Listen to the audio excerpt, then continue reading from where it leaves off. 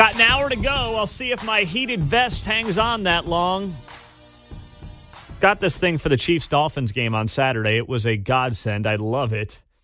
But I got about 4 hours on the low setting when the USB charger is fully charged. And I had it fully charged for the morning. We got 7 windows here at the KCMO Talk Radio studios overlooking 435. It's beautiful. I love the studios, but, you can't keep up when it's minus 6 degrees outside. So I need 1 hour out of this thing. And if I do, I'll do an endorsement for it. How's that sound? Good morning. 9:05. It's great to be here on KCMO. Kevin Yoder was just on the show. Former Kansas congressman. He lost to Sharice Davids in 2018. She's, of course, been in Congress ever since on the Kansas side of the state line. And I asked a question. I didn't know how he was going to answer it, obviously. But I was curious to see what he was going to say about Donald Trump's running mate. And I thought his point was very well taken. After Trump cleans up in Iowa last night, looks like he's going to be the nominee. I mean, there's not going to be a lot to say throughout this primary process the next few months. It's just not. But today's the day after Iowa goes down yesterday. Kevin said 2 things that stood out to me there. One, it may matter more this year because, Trump is, approaching 80 years old.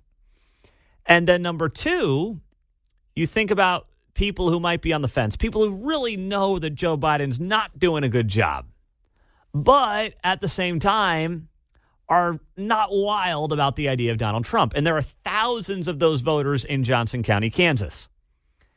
Can the VP pick make Trump palatable to some people who might otherwise feel like he's not? That's the question. And there were 2 names that Kevin Yoder brought up, Nikki Haley and Tim Scott. Now, the text line went bonkers. Never Nikki, Nick, no way, Nikki Haley. Well, please, if you're a MAGA voter, you're going to turn on Donald Trump because he picks Nikki Haley? No, you're not. You're loyal to Donald Trump. You're not going to go anywhere, and Trump knows that. But if Nikki Haley expands his potential reach in the suburbs, knowing full well that VPs don't really do a lot in general, then it would actually make sense. Before you start freaking, not Nikki. Vice presidents don't really do anything. Vice presidents don't tell presidents what to do. But if it helps you win an election, then it's a good idea. And by the way, the Trump campaign appears to be very open to Nikki Haley. This is from yesterday, reading this from the New York Post. Some Donald Trump supporters said Sunday they would support his 2024 presidential rival Vivek Ramaswamy as his VP pick. But Trump's top advisor all but nixed the notion.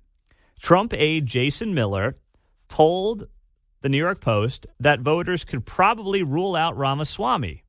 And by the way, to that I say good. Guy's a snake oil salesman.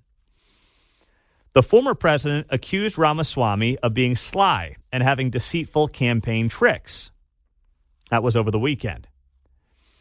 Asked about Trump's rants, of course, Ramaswamy said that he's not going to criticize Donald Trump. In fact, Ramaswamy dropped out of the race last night and endorsed Donald Trump, like the ultimate cuck that he is.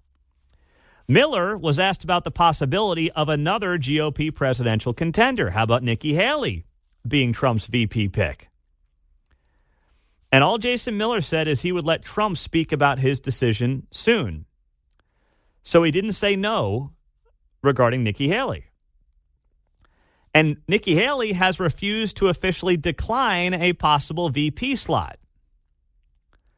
So both of them are leaving the door open to each other, which tells you there's a chance. So you're saying there's a chance, John, right? Kind of like us hosting another AFC championship game. I'm like, oh, you're saying there's a chance. Let's go Texans. And 1 in let's a million. Go Chiefs. So you're saying there's a chance. There is absolutely a chance. Mm-hmm. And I think Trump realizes that and understands that and knows that, you know what? In the end, if putting Nikki on the ticket helps him win, he's going to do it. And Nikki's not going to tell him what to do. Trump's not going to be taking direction from Nikki Haley in the White House. But Trump cares about winning above all else. And he's smart in the sense that he understands that. Some of you have texted in and say, Carrie Lake as VP. Carrie Lake does not do anything to bring in any new voters to Donald Trump. There's not a single person that wasn't going to vote for, or that was going to vote for, let me rephrase that. There's not a single person that was not going to vote for Donald Trump that now would vote for Donald Trump because he picked Carrie Lake. There's 330 million Americans. There's not one out of 330 million Americans who was not going to vote for Trump who then would because of Nikki Haley. What vice presidents do is they try to pick you up votes. Mike Pence helped Donald Trump solidify the conservative base, the evangelical base that was kind of skeptical of Trump and populism and the New York City blustery businessman. Joe Biden picks Kamala Harris. Well, because he's a shill and said he would pick a woman of color. That's really it. Go back to Barack Obama. Or let's go back to Barack Obama. He ends up picking Joe Biden because Obama was perceived as the new kid on the block, didn't really know Washington, D.C. Was he too liberal? All right, well, Joe, at the time, moderate, who knew Washington, D.C. John McCain picked Sarah Palin because he needed to shore up his conservative base. The VP is selected to try to help you add voters. It might not be a big number, but in a race that could be decided by a point here or there in a handful of swing states, it very well may matter. It may be enough to matter in places like Arizona and Georgia and some of the other swing states, John. So Mike Lindell, my pillow guy, would not help Trump anymore. No. He would already help himself. No, I don't care how many pillows he gave out at campaign rallies. That's not going to help Trump at all. He doesn't need those people. Yeah, there's a subset of people who are already in the club. Yes. And that's not what we're looking for. No, it doesn't help him win. All he's got to do is figure out what helps him win, what helps him add voters. And Carrie Lake does not do it. Or any of the, Sarah Huckabee Sanders doesn't do it. Like, there's this perception it needs to be a woman, or it should be a woman. And I don't like pandering to anybody, but it does draw out a potential softer side of Donald Trump if he has a woman running mate, which is not a bad idea on his part. So if you think about it from that perspective, okay, then which female theoretically would help him? Sarah Huckabee Sanders was his press secretary, governor of Arkansas, does nothing. Carrie Lake, failed gubernatorial candidate in Arizona, does nothing for him. Going more moderate actually makes sense.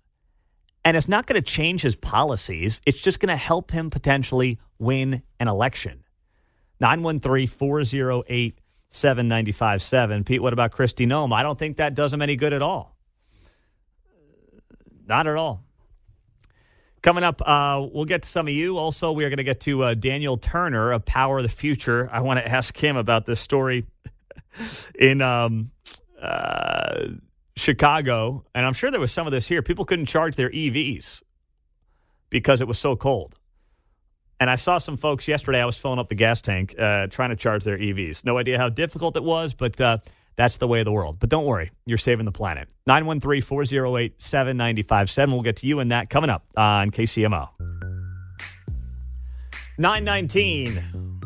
It's a frigid Tuesday morning across Kansas City. Not as cold as Iowa last night, where only 110,000 people went out to caucus.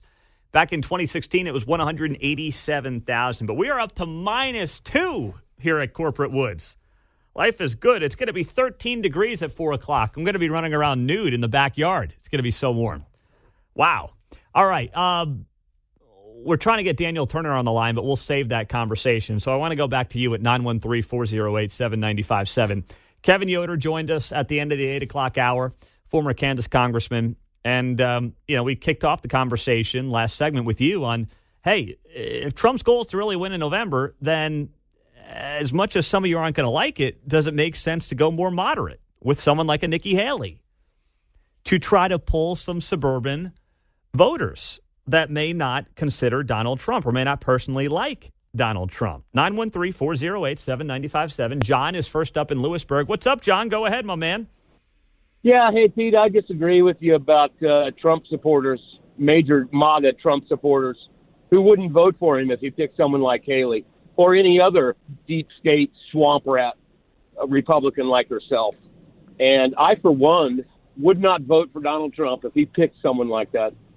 So let me get this straight, John. You, in November of 2024, with everything this country's been through, with Donald Trump at the top of the ticket, you will not cast a ballot for Donald Trump as a diehard MAGA guy if Nikki Haley's his VP. That is exactly right.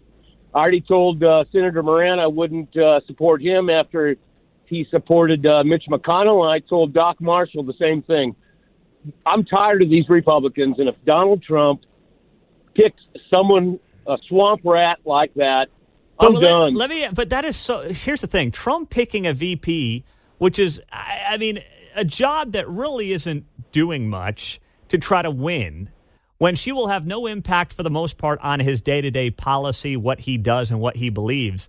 That's far different than saying to Jerry Moran, "I won't support you if you support McConnell."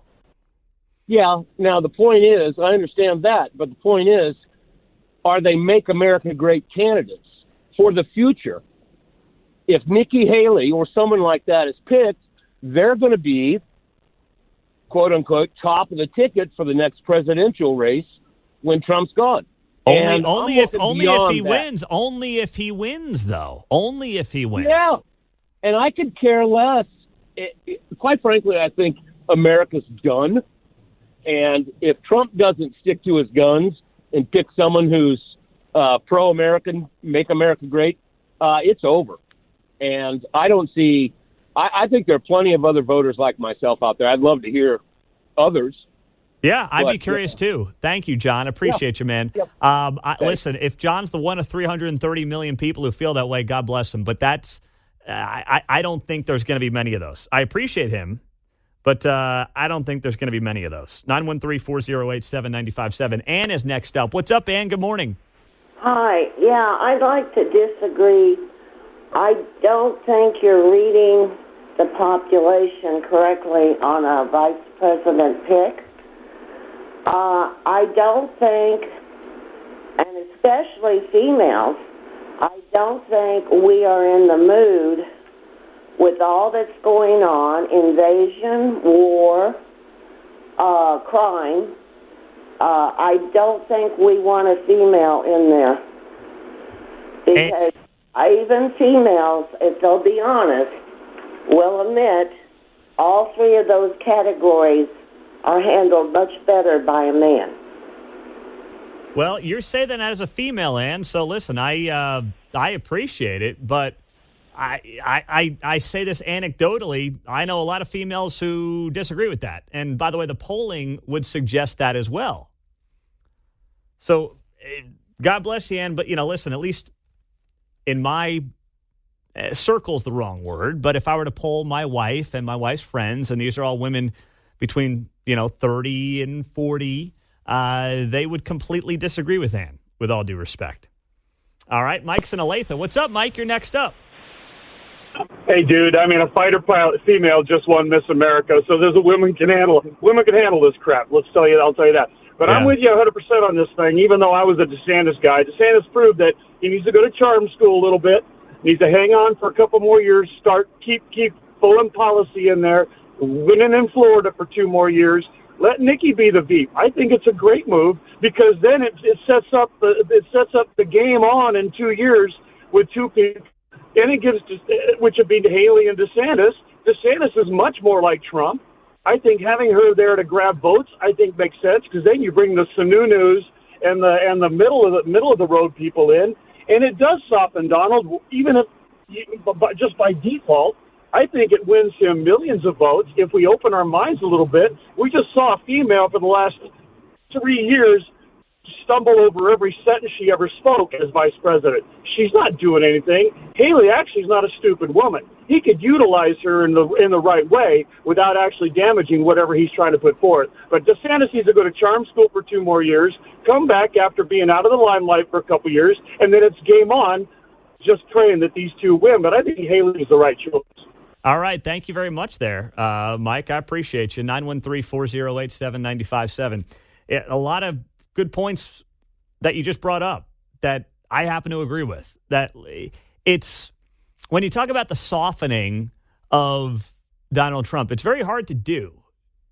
It's not something that happens easily for a lot of people and a lot of voters in particular. But if there's anyone that could do it, Nikki Haley could. And by the way, Trump's people are open to it, as I noted last segment. They said no to Vivek. They have said yes, or they haven't said yes, but they left the door open to a potential Nikki Haley vice presidency. And for all the reasons that Mike listed and things that I've talked about, it does broaden your base of appeal. And I know there's people who have noted, well, if she's it, I won't vote for him. I find that very hard to believe. I know there's going to be emotional backlash to it, but I find it very hard to believe that come November of 2024, after 4 years of Joe Biden, with your man, Donald Trump, at the top of the ticket, you're not going to vote for that guy because of who he picked as VP, which in the end is fairly inconsequential and is really just about trying to get some extra voters. I find that very difficult to believe. And there's a lot of things you can call Nikki Haley. Dumb is not one of them, to Mike's point as well. You may not like her. You may think she's flaky. But if it's all about winning, if it's all about gamesmanship, and that's all this really is, doesn't change policy, doesn't change what he would do or what he wouldn't do. It just simply is about winning the game. And in the end, you can't do anything if you don't win the game. Purity gets you nothing if you lose. Being pure to a cause and losing does nothing for you. It's kind of what Trump noted in a town hall he did last week about abortion. He goes, I'm pro-life, but if you take this thing too far, you will go back to where you were and you will lose. It's the same thing here. And you know what? Trump has won a lot in his life, and if this is the pick that he decides to make, then you know what? It's because he knows, and he's seen some of the polling behind the scenes as well. Our caller of the day on the airline industry right after the news.